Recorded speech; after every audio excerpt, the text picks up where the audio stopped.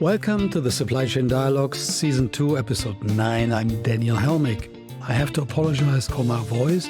I contracted COVID last week, so I'm still recovering. Hence, please forgive me for the raspiness that you will hear. And I'm Amy, the AI-generated voice model and co-host of the show. And in this role, a quick announcement, we will turn the sequence of this podcast to fortnightly for the foreseeable future since the topics become more research-intensive.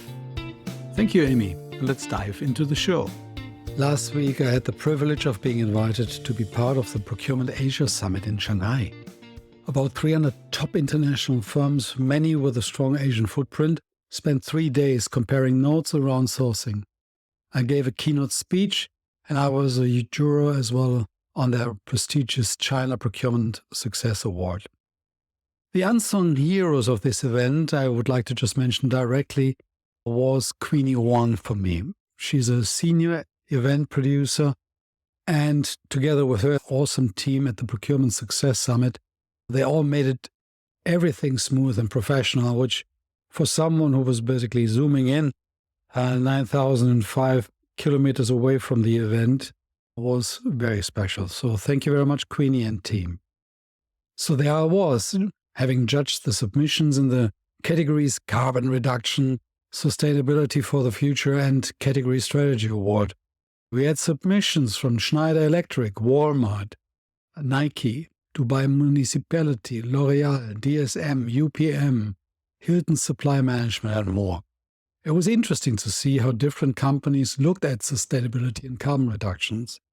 Solutions ranged from excellent solutions like the remodeling of their complete transportation system, i.e. from air to truck, the removal of fossil energy in their Scope 1 and 2 productions, to some of less inspired solutions where people just felt that saving paper would already be good enough to get an award in this highly prestigious setup.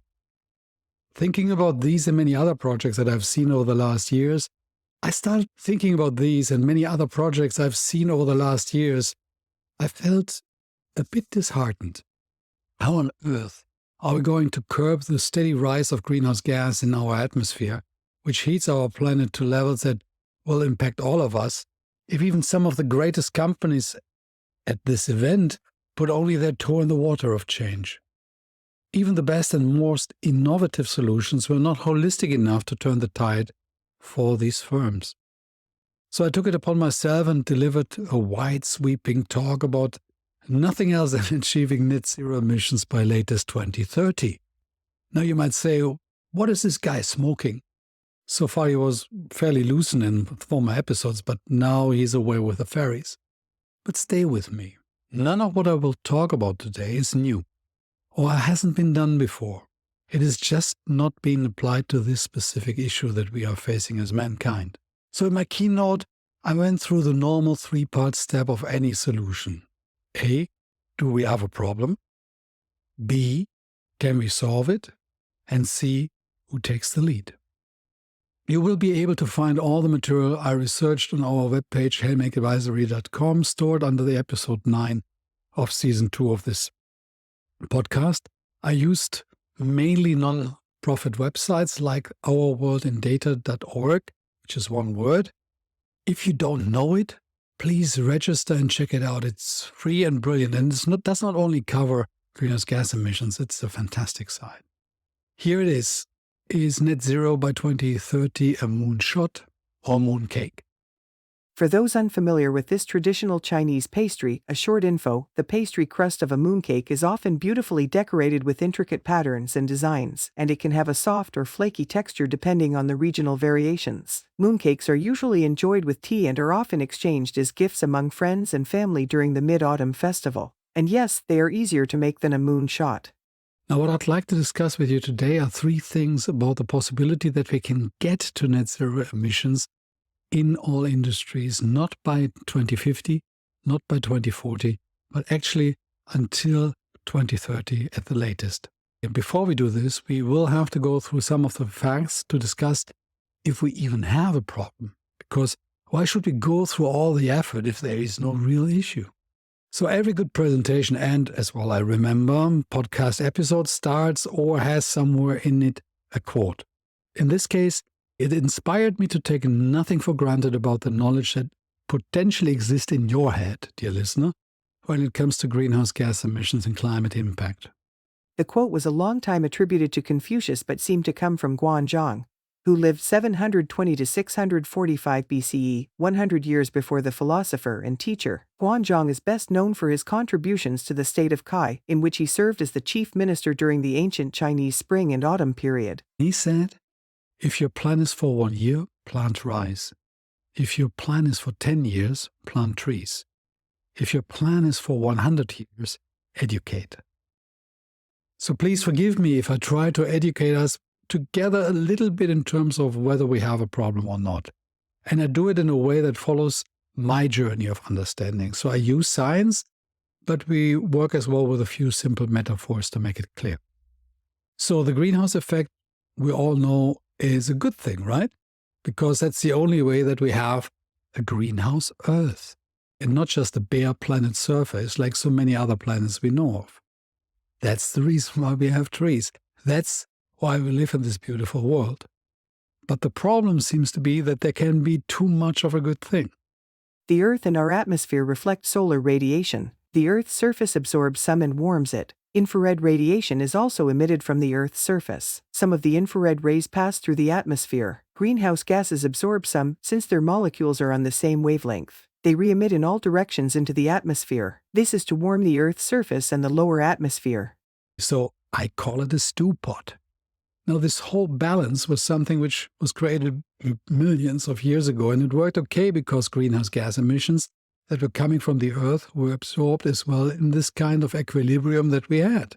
More and more plants absorbed CO2, so it did not travel into the atmosphere. Vegetation grew, died, fell to the ground, and was absorbed once again and started the next circle of life.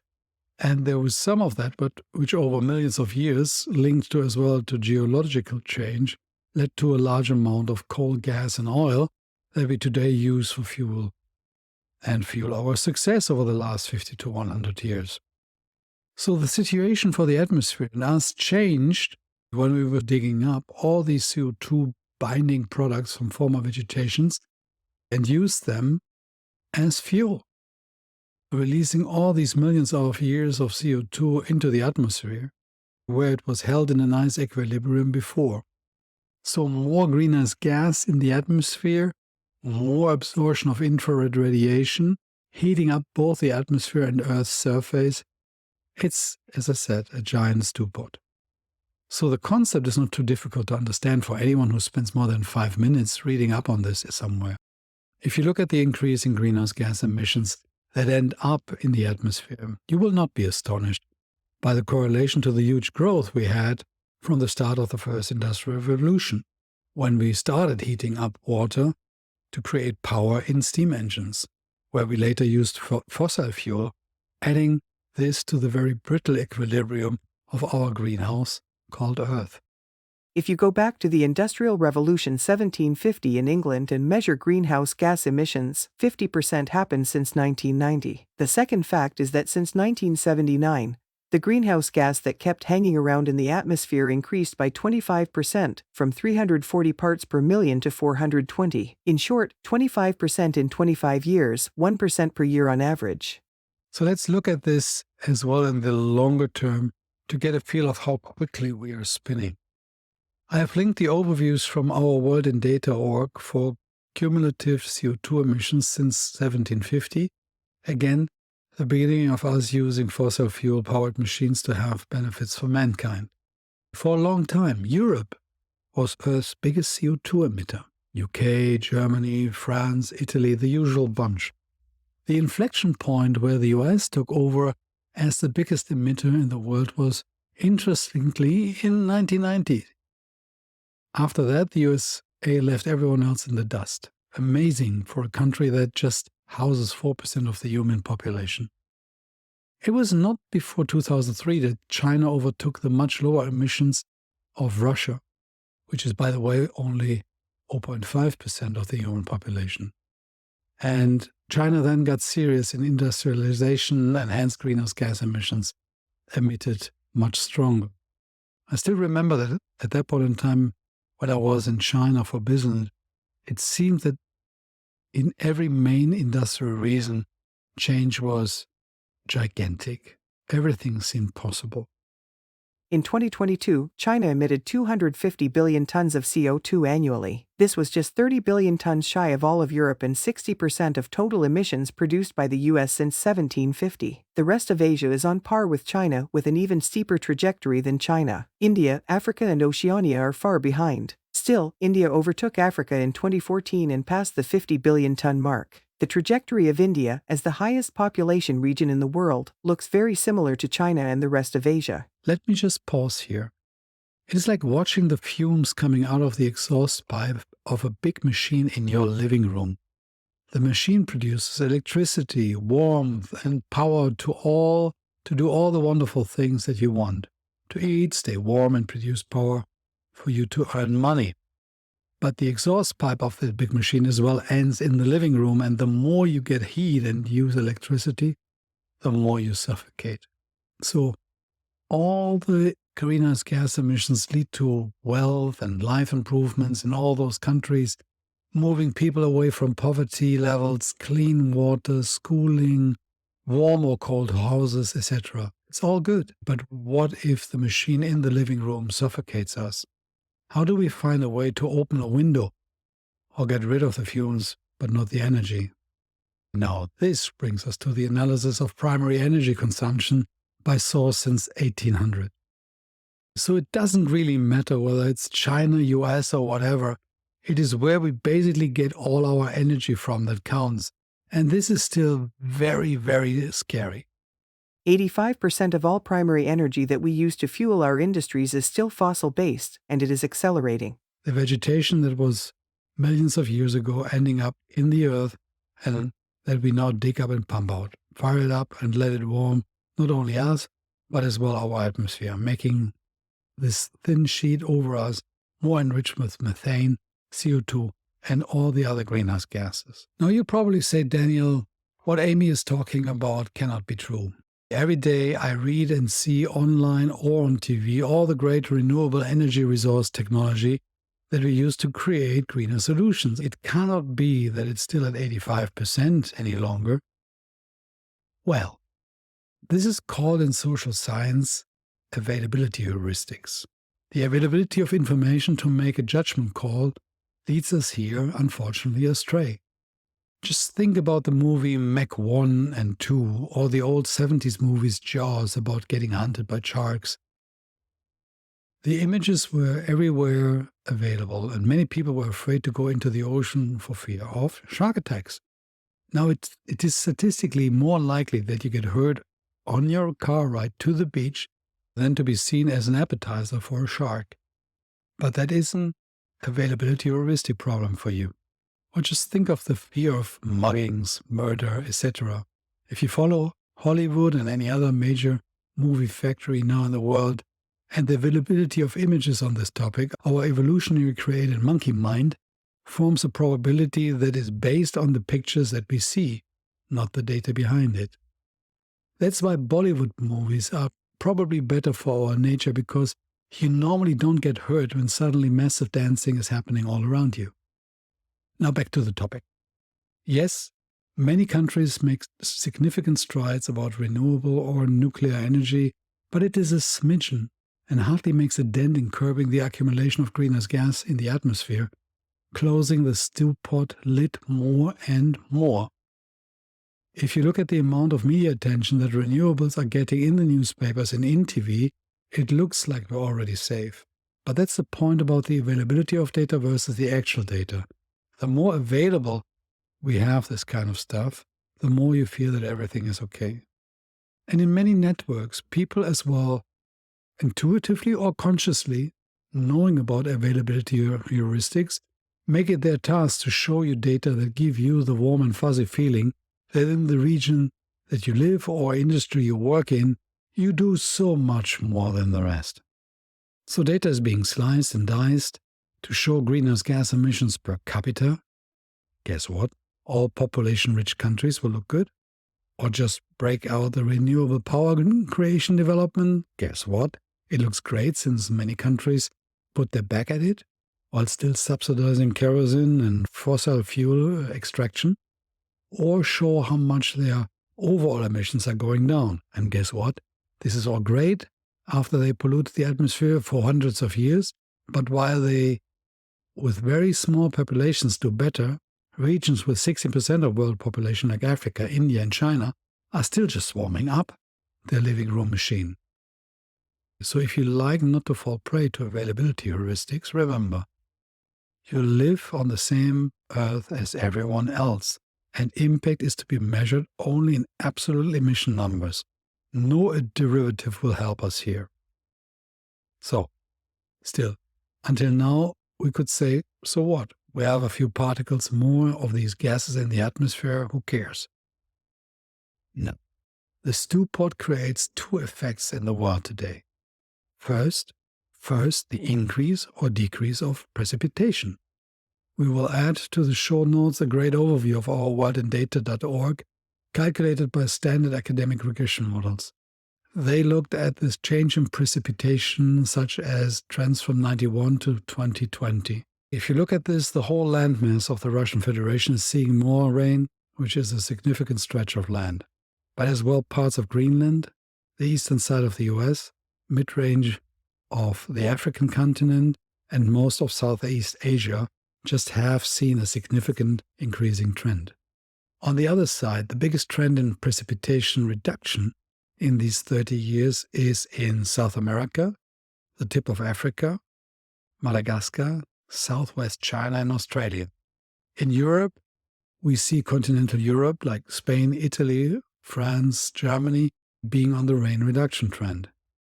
Now let's get to the second effect of our stew pot, the fire. The heating up of regions of the world where radiation is strongly absorbed or sun radiation is less reflected than before. It is a powerful picture, and I encourage you again to check it out in the presentation in the show notes. Again, the Russian Federation's landmass has the biggest change about temperature change since 1991. The nearer you get to the North Pole, the bigger is the change. So this affects Greenland, Iceland, and Alaska. Then you see the temperature increase seeping into Nordic countries, the Baltic states, Ukraine, Bulgaria, all of Europe, Iran, Kazakhstan, Uzbekistan, Mongolia, and the north of China. And then half of Canada, the USA completely, and the regions that are drying up as well as South America, South Africa, and Australia. In other words, it doesn't matter where your children are going to live. They will all suffer the consequence of our actions, or rather inactions, in full force. And since this is still due to the exponential increase of use of fossil fuel still increasing. While we try to keep okay in our stew pot, we also fan the fire below as if there is no tomorrow. So, when you put these two effects together, you push two domino pieces along the line, with more greenhouse gas emissions reflecting infrared wavelength energy into the atmosphere and back to Earth. Our oceans heat up, absorbing even less CO2. Permafrost thaws, releasing further CO2 in the atmosphere of 200,000 years of vegetation that was still kept in the freezer and now can rot freely. And while we do not cover it in detail here, the ice sheets have reduced significantly as well, reflecting less sun rays, and energy gets absorbed even more in the earth and sea. So I think it's fairly obvious that we have a problem created by us being very smart and industrious, creating machines, buildings, roads, and vehicles fueled by the stuff that is heating our stew pot. Just for the record, in this stew pot example, we are the stew. Should we give up and throw the towel since we cannot put the toothpaste back in the tube? Well, this brings us to the second question. We ask, can we solve it? To say it right up front, yes, we can, and based on solutions that we have utilized so many times before. But they are not the obvious solutions that today we're trying to figure out. But before we dive in, let's make another observation. If you look at how greenhouse gas emissions are sliced in reporting, you can get very confused about where to start, so I will make it very simple. We track greenhouse gas emissions from agriculture, land use change, and forestry. Then we track emissions from waste, buildings, industry, manufacturing and construction, transport, electricity and heat, fugitive emissions from energy production and other fuel combustion, and, last but not least, bunker fuels. For the purpose of this exercise, I make it much simpler. Either it is greenhouse gas produced from agriculture or other land use, or it is used in the industry. Whether it is now transport, building, energy production, etc., everything is based on machines we build to execute. So if we ensure that the companies and their sub-suppliers find ways to create these products and machines in a net zero mode, we are there. Forgive me for being that simple, but it clarifies that 87% of all greenhouse gas emissions are created by us producing stuff that is not food or land use. Based on the simple 80-20 rule, I will not spend further on the 13%, although there is a ton of opportunity to curb greenhouse gas emissions in the area of agriculture, but concentrate on the main focus of this podcast, supply chains. Do you know about the technique of thought suppression by psychologist Daniel Wegner? If I ask you not to think about a three-humped camel, what will you see in front of your inner eye? Sure, a three-humped camel trotting through the desert. Now, since we created the camel inadvertently, let's put it to good use, because it can help us to visualize what needs to be done to get to net zero across all industries. Since we established that 80-20 industry creates most of the greenhouse gas emissions, let's focus on the companies that emit these greenhouse gases as part of their normal operations. We covered in this podcast several times that if you look at the company, its supply chain is responsible for 70 to 90% of greenhouse gas emissions.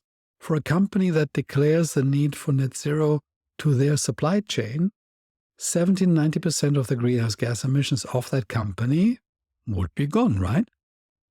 With a bit of work on their scope 1 and 2, which is their own electricity, heating, cooling their facilities and own vehicles, voila, net zero on all scopes.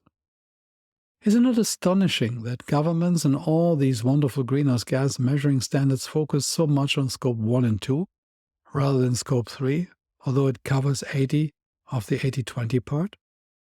I tell you why. Because governments looked at the problem with the tools in their toolbox: subsidies, restriction, taxes, etc.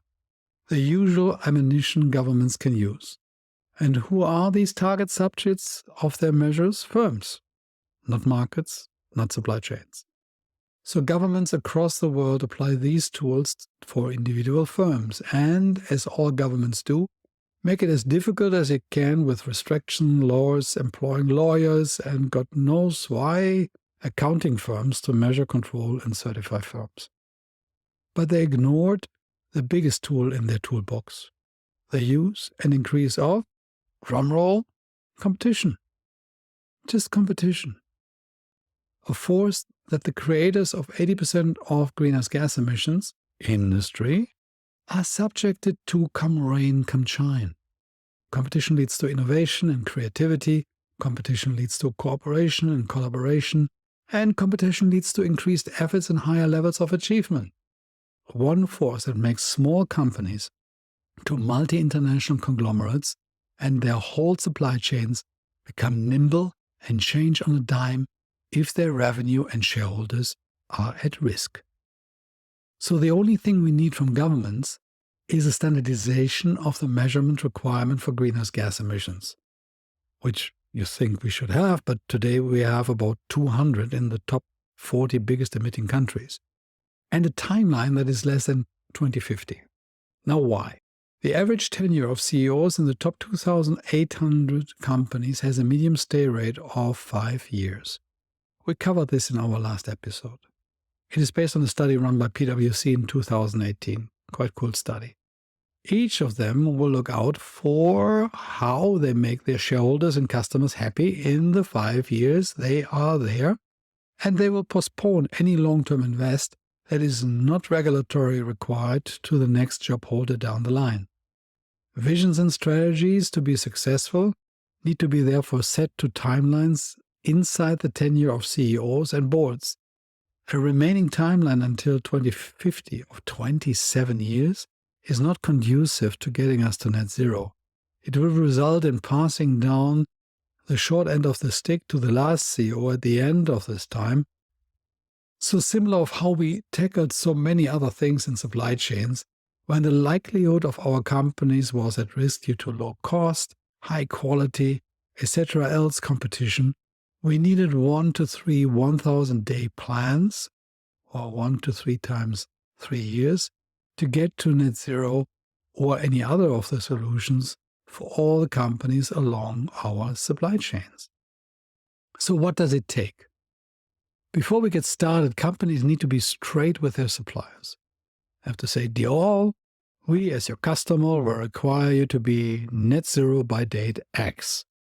We expect plans by next year, execution in the following year, and accomplishment in, for example, 3 years. If this is physically not possible, we will go with the companies that are furthest on their way. So when this is out there in the open, like in all other competitive market scenarios, where you have a change of operating patterns, you use 3 tools, each of its own complexity and lead time. So first, you start by driving quick wins in commercial negotiations. Many spend categories already exist today that could be at net zero or are. Look at your news feeds to see all these companies already at net zero and put them into a market test with your current suppliers that are not there. Second, this is then the internal change in specification towards low to now net zero emissions. Whether it is the use of materials that can be produced with lower energy consumption, higher recyclability rate, and eventually higher circularity, etc. We will talk about this later, but you need to change specifications so that you then can as well change your products and then the products which are basically downstream for you. Last are the stubborn situations where the fixed conditions of the production location define the fossil fuel use. But here's the thing. Over time, fixed becomes variable. So while you cannot change a steel producer who smelters and produces in a country with high fossil fuel energy consumption, but who says that in 3 years that company cannot deliver to you from somewhere else where the energy mix is much more favorable, or its competitor will do it? I have moved billions of dollars to suppliers and markets over time, to areas and countries which were never on the radar of my industries before. Not because we necessarily wanted it, but it was the only way to actually stay competitive in our market. Good planning, timing, and relentless execution can get you there. But here's the rub.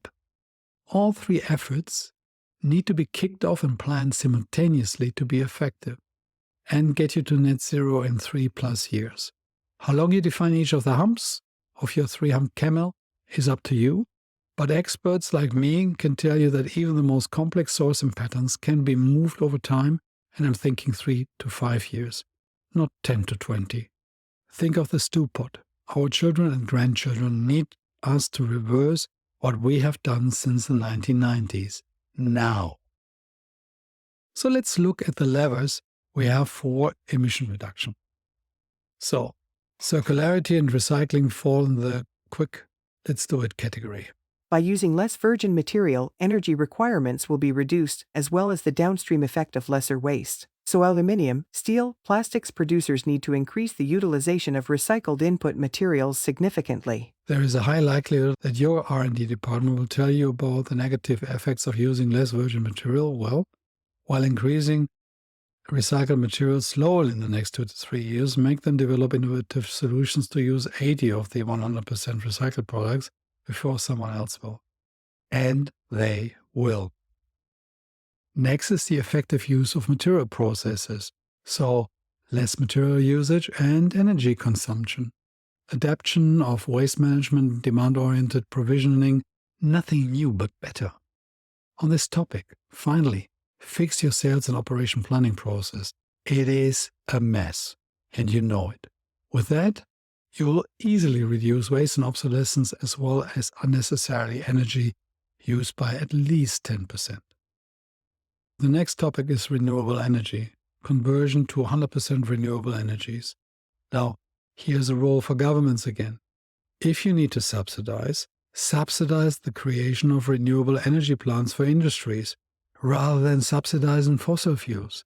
You might even consider cutting back on subsidies on livestock farming when you're at it, and use the money where it helps your citizens, which is in the industry. Renewable heat in building infrastructures with district heating or industrial waste is a bit more long-term, maybe 2-3 years, but it can be done along the whole supply chain.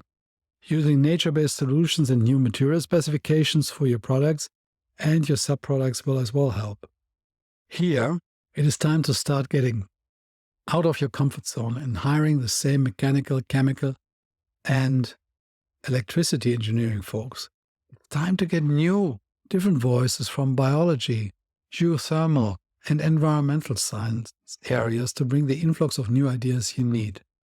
Break the idea circularity in your firm. The next opportunity are carbon capture and total fuel switch to hydrogen or electricity for transport. Here are even tankers already roaming the 7 seas that are operated with high-tech sails. So the sky is not even the limit for humans when it comes to competition that is set at the baseline. So, do we have a solution? I am absolutely sure we do, and we just have to get governments to stop treating the industries as naughty children and ask companies to behave like adults by setting swim lanes, utilizing competition as a differentiating factor to get to net zero. Just consider, humankind increased its life expectancy by 100% over the last 120 years. Expanded from 1.2 to 8 billion people, which are fed by 3% of the population versus 80% in the 1900s. We can produce vaccines in years instead of decades. Change sourcing patterns globally has needed half baseline poverty in the last 30 years and watch even movies on televisions which are in our back pockets. We got this if we use the force that has given us all of this, competition and a simple regulatory framework. Now let's address our last question. Who takes the lead? Well, there are different answers. Those that polluted the atmosphere since 1750 as if there would not be a tomorrow. The 4% of the Earth's population in the USA combined with the 10% that live in Europe. They were at it the longest and had commercially over decades the biggest benefits. Or should it be the regions that have the highest population and therefore will suffer the most per head when we do not figure out how this is going to end up? Or should it be the nations and companies that currently, right now, emit the most? Let's use another factual approach and remember that in the end, we are all in the same stew pot, and it's getting hotter and steamier everywhere. You, humans, are not equipped with a sense of gradual increase in temperature conditions. It was not needed in your evolutionary script. If a volcano erupted or a meteor hit, blocking the light of the sun for 2 to 3 years, eliminating most vegetation, or the Earth went through one of its cold spells and a gigantic ice mass moved over the Earth's crust, humans mostly just died. That's it. And the few that survived where conditions were not completely miserable, started again, populating the world over tens of thousands of years to the former levels. But today, when faced with this issue of greenhouse gas emissions and the Earth's heating, we have to find different solutions than the one nature has in store for us.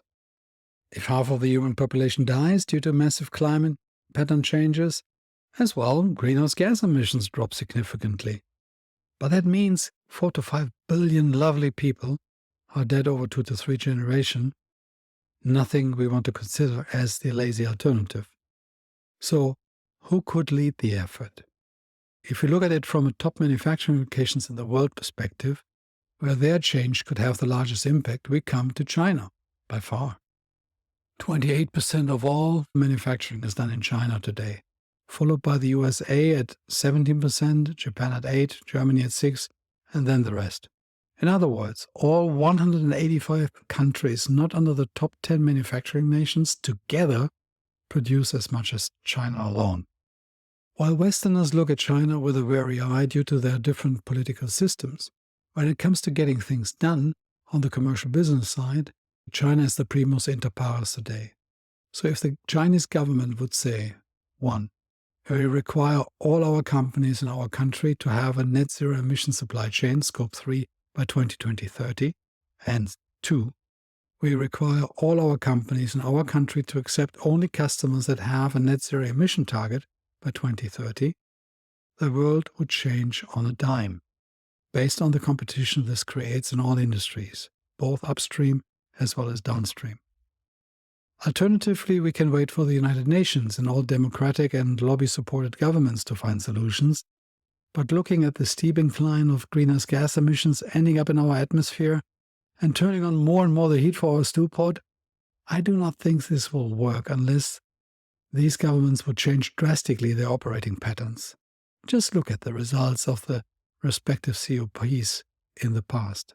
In case you did not know, COP stands for Conference of Parties and is used in the context of international climate change negotiations. It refers to the annual meeting where representatives from various countries gather to discuss and address global climate change issues. The COP meetings are organized under the United Nations Framework Convention on Climate Change, an international treaty to stabilize greenhouse gas concentrations in the atmosphere. The objective of these COP meetings is to facilitate global cooperation and agreement on measures to mitigate climate change and adapt to its impacts. The most well-known COP meeting was the one held in Paris in 2015, which resulted in the landmark Paris Agreement. This agreement aims to limit global warming to below 2 degrees Celsius above pre-industrial levels and pursue efforts to limit the temperature increase to 1.5 degrees Celsius, which we already know humanity will pass with flying colors. Don't get me wrong, this is all beneficial.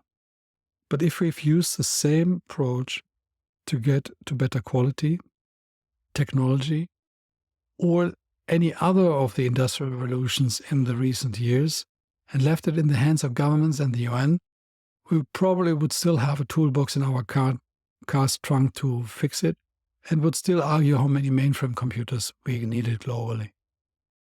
Let's face it, governments need to set simple swim lanes in which the private sector competes, here with a glide path to net zero. So let me summarize what we have talked about. Yes, we have a problem and it hits us all, especially our children and grandchildren. Yes, we have a solution by applying competitive pressure towards the sector that is responsible for 87% of greenhouse gas emission creation, which is all industries. Lastly, we take China and any other country in the top 10 manufacturing spots to be the lead if they can actually act together and say, number 1, standardize Scope 3 criteria for all companies in your region and require them to have their supply chain, which is 80% of their overall greenhouse gas emissions, net zero by latest 2030. Second, companies declare a 3 to 7 year glide path to net zero for all their suppliers and customers, down and upstream. And 3, relentless measurement, control, and execution until we are in the clear again and the greenhouse gas ppm levels trend in the atmosphere is retracting. Whether we like it or not, we messed up our planet in more or less 30 years since 1990, so let's use the same people plus their children to clean up the mess again, since we, as the sayings go, just borrowed this earth from the next generation. So let's return the earth as we got it to the next rightful owner and give our children and grandchildren the life they deserve. I hope you enjoyed this episode of the Supply Chain Dialogues. If you did, please subscribe if not already done before. Share it with a colleague, friend, or any decision makers you know in your company. And with that, stay safe, be bold, and see you next week. These are the Supply Chain Dialogues produced and copyrighted by Helmig Advisory AG in 2023.